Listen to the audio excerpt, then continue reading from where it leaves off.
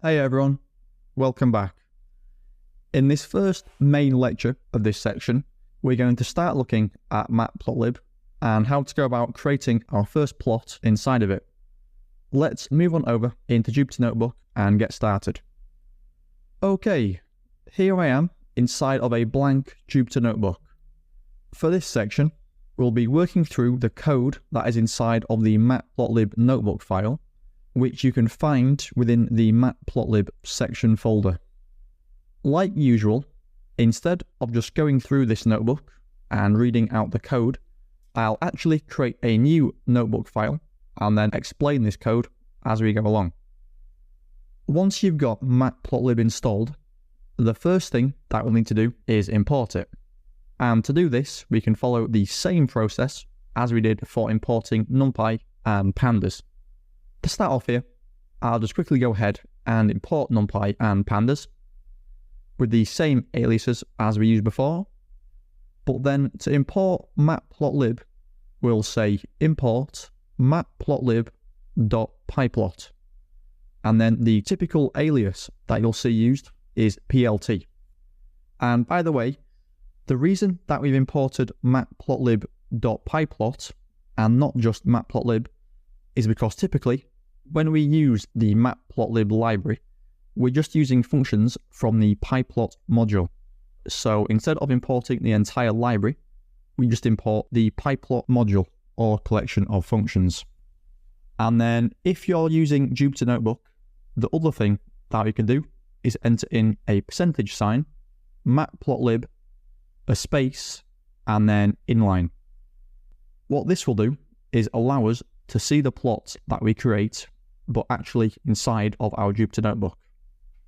If you're not using Jupyter Notebook, then what you'll need to do is add in plt.show to the end of each of your plots. But I'll show you this when we come to create our plots in a little while.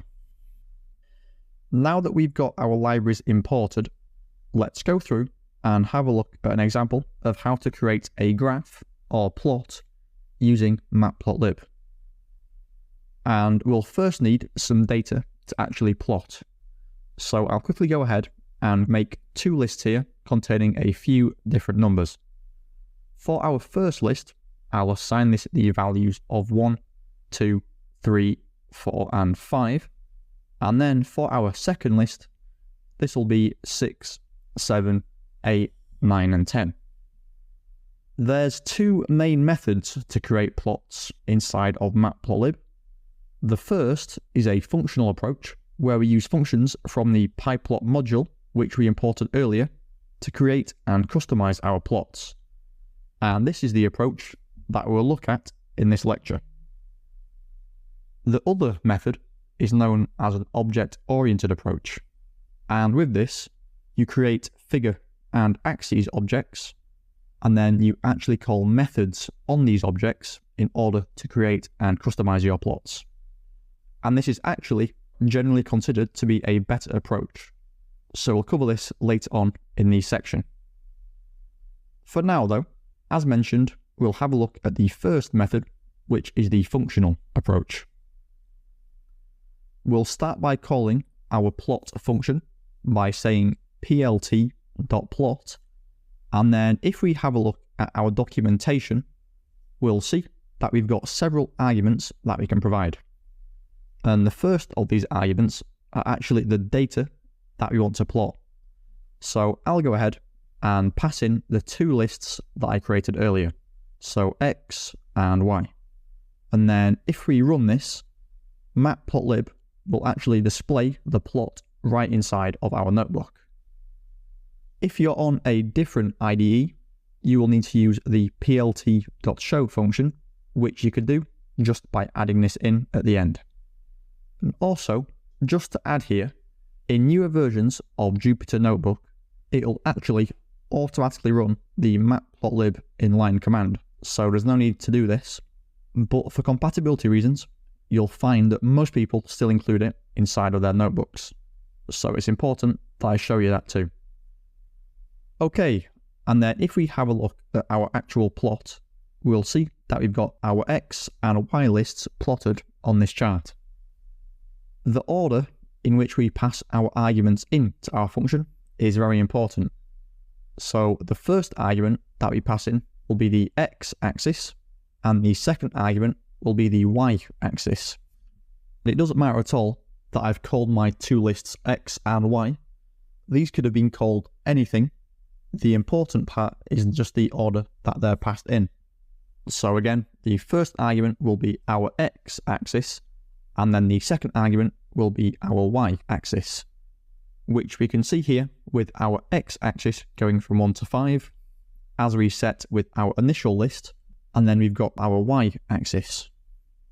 One of the big benefits that I mentioned about using Matplotlib is that we can customize pretty much every aspect of our plots. And for instance, here we could specify the color and say that this is equal to red.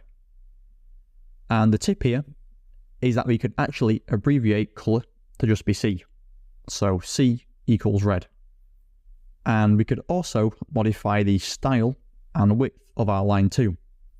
So I'll say line style is equal to, and then in here I'll pass in 2 hyphens, and this will make our line be dashed. And then I'll also set the line width to be 2, like this. And like with color, these 2 arguments can also be shortened to ls and lw respectively. We've got a whole lecture in this section on how to customize and style our plots, so have a look at that in much greater detail later on in the section. And then the final thing that I'd like to show you in this lecture is how to label our charts. So here, I'd like to include an X label, a Y label, and also a title to make our chart a little easier to understand. To do that, we can use the following functions. For our X label, we'll say plt.xlabel, and then inside of our parentheses, we can just pass in a string that we want for the label. I'll call this the X label just to demonstrate. For our Y label, we can use plt.ylabel, and again, I'll just set this as the Y label for now.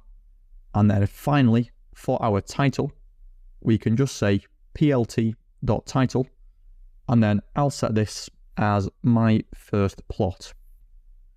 And then if we run this, we'll see that we have our 2 axis labels, so our x-axis and y-axis with the labels that we set, and then we have our chart title here as well. Okay, and that wraps it up there for our lecture on the Matplotlib Fundamentals. In this one, we've covered how to import Matplotlib, as well as how to create our first plot by using 2 lists. In the next lecture, we'll have a look at some of the other available chart types and their associated arguments.